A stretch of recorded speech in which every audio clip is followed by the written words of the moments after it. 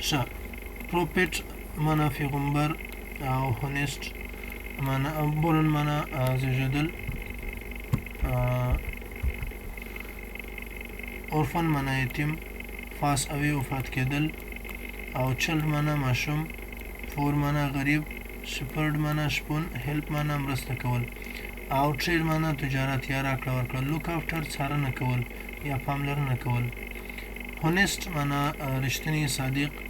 او got married واده کول واده یې وکړ got married get married معنا واده کول got married معنا واده یې وکړ rich شتمن مالدار widow معنا کونډه messenger معنا پیغام رسان